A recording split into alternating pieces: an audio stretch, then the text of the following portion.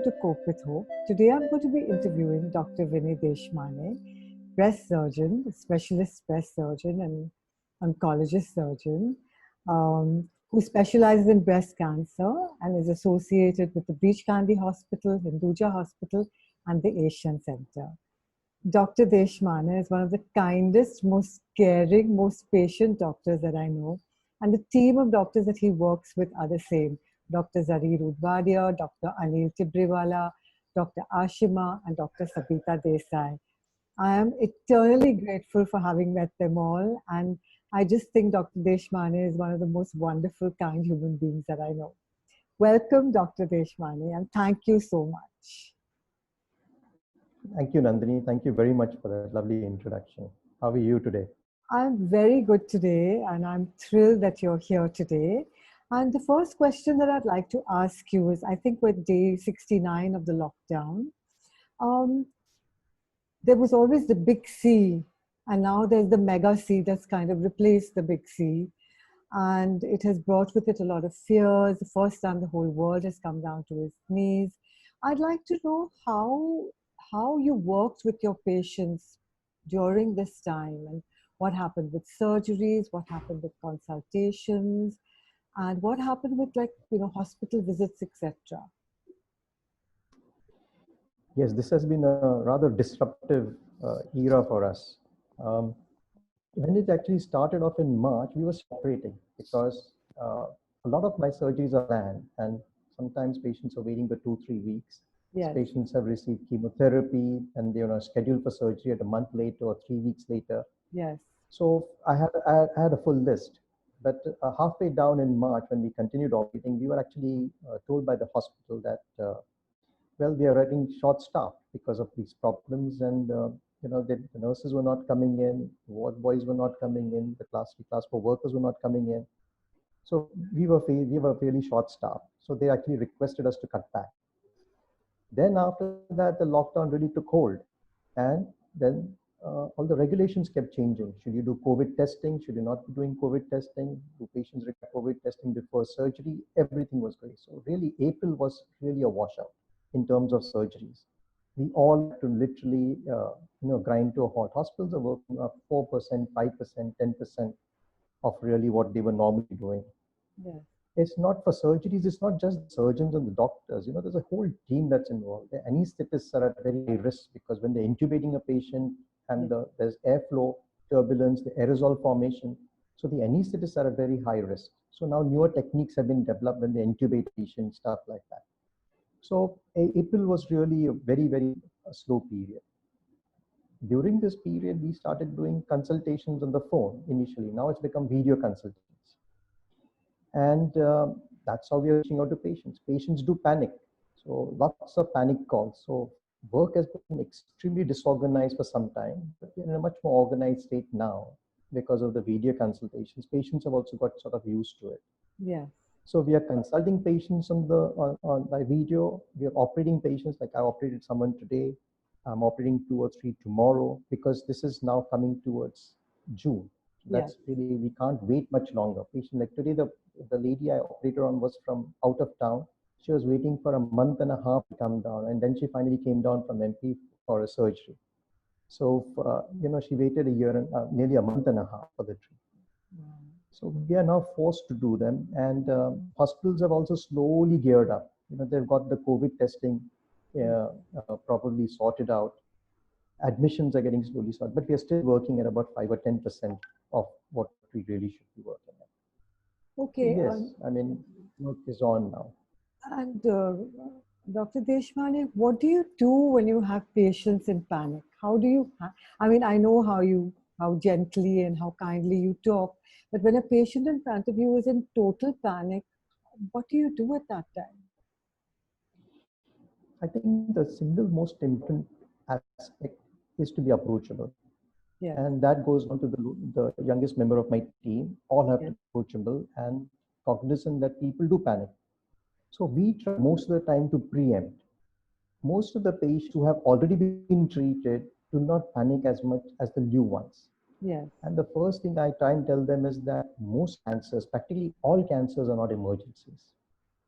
So cancer, by the, if you really understand cancer cell development, I mean, we are cells all over the body. We look like a man, a woman with different, a phenotype, that is appearance, but they're actually conglomeration of cells. It's one of these cells becomes rogue and then starts multiplying. And by the time you get to 1 centimeter, the breast has probably been there in your body for many years. So that's one of the things I actually tell them, that the growth rates are generally slow and most people do not require to rush in for any treatment. So they have a lot of time. The minute they understand this, most people actually panic when they come to us. They're told that you require to get treated immediately, which is not necessary. It's only necessary in a very small proportion of patients.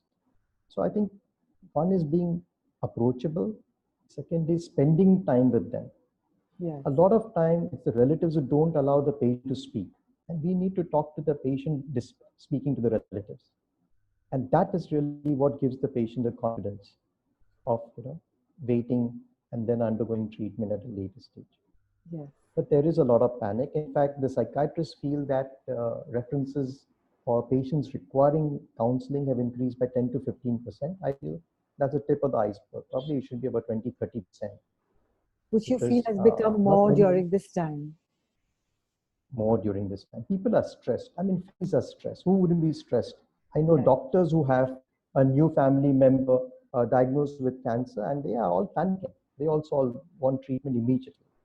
So it's not just lay public, it's also the doctors who want to get treated immediately. It's the saving grace really is that the vast majority of us are going to become asymptomatic. So even if we actually are exposed, we may not have any symptoms, no fever, no cough.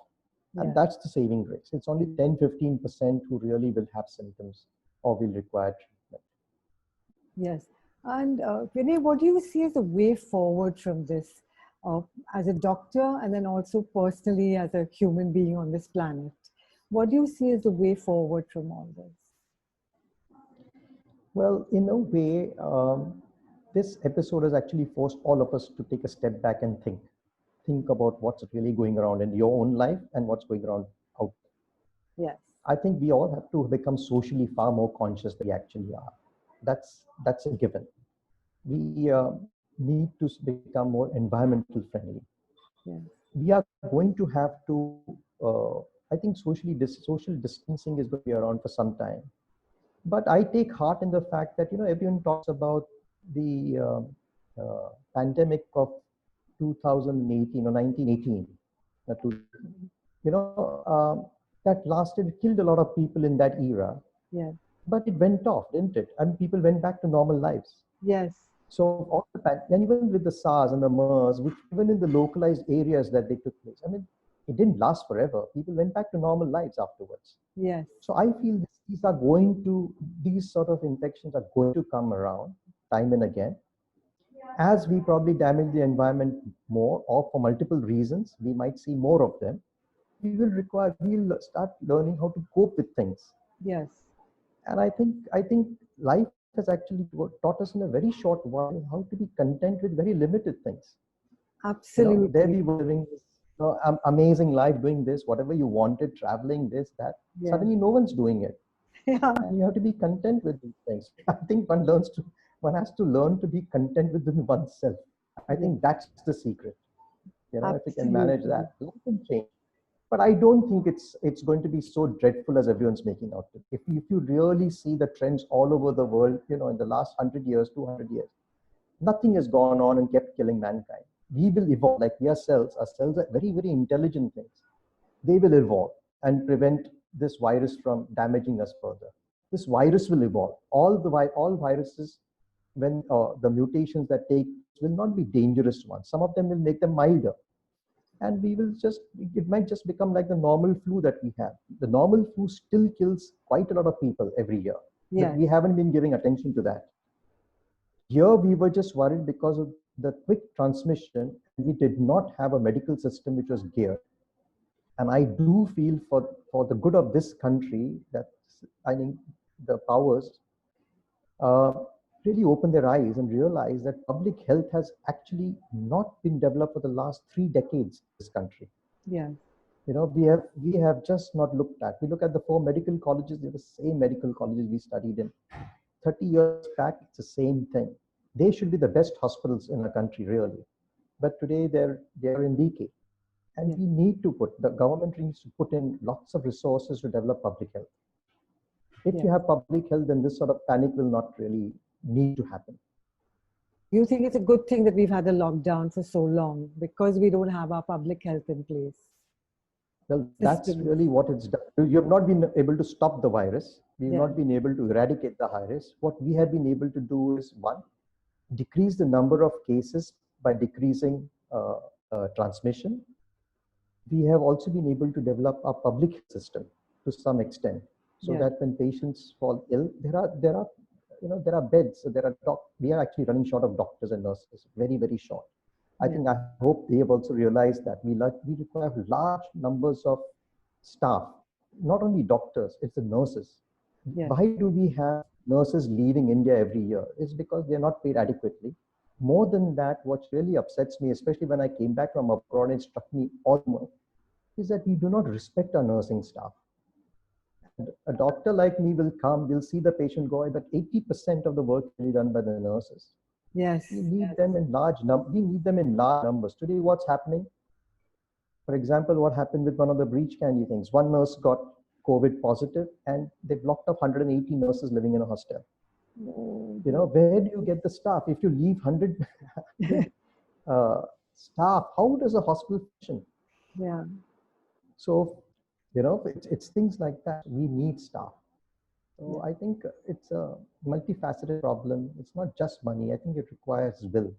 And more than that, it requires some intelligent thinking and planning on public health systems.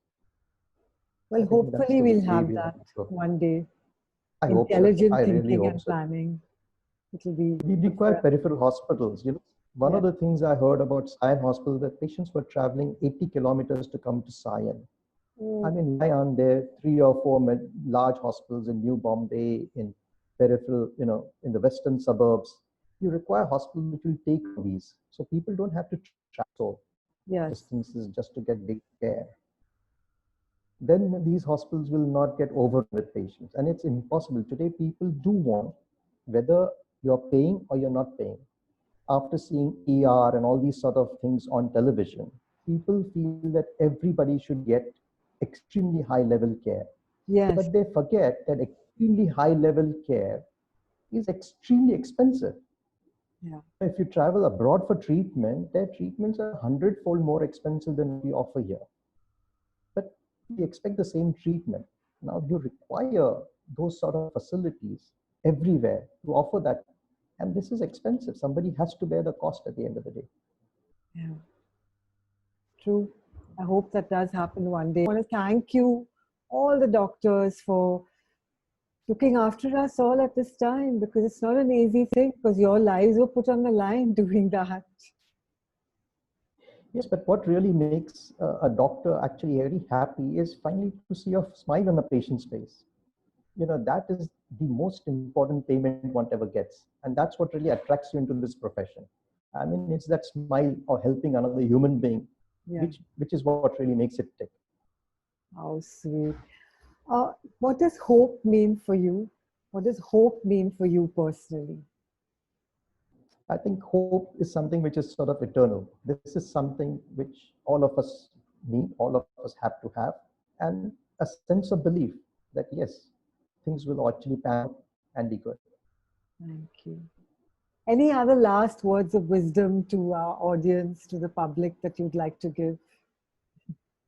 Well, I wouldn't call it wisdom, but I feel everything passes. A very simple thing to understand, to think about, is in one day, sometimes you're so happy and something happens that makes you very unhappy. Yeah. It's an instant. Yeah. And one week later, you start thinking, what made you so unhappy? And you wonder, why were you unhappy about it at all? And life is exactly like this. And this virus is exactly like that. A few years down the line, we'll wonder, why do we panic? Why have we gone, ballistic about all this? After all, this is just an infection. There have been so many infections. Today, we are lucky. We have medical care of a high level. We are aware. We have facilities to keep us. We have even masks. I mean, I think in 1918, I'm sure the masks were a problem. Simple things, soap, water, availability of water to keep things clean. So many things to be happy about. So we must always think of these. And I think a few years down the line, or few months down the line, we'll start wondering why we are panicking so much. Yeah. Yes, I'm sure. And I do hope so. I hope we all stop panicking and yeah, feel looked after. Thank you so That's much. right. Thank you so much for this. It's so kind of you to take out your time, especially now that you've started operating and shared a little bit of your life with us and what you do. Thank you. Thank you, Nandin. Thank you very much for asking me to be a part of your program. Thank you.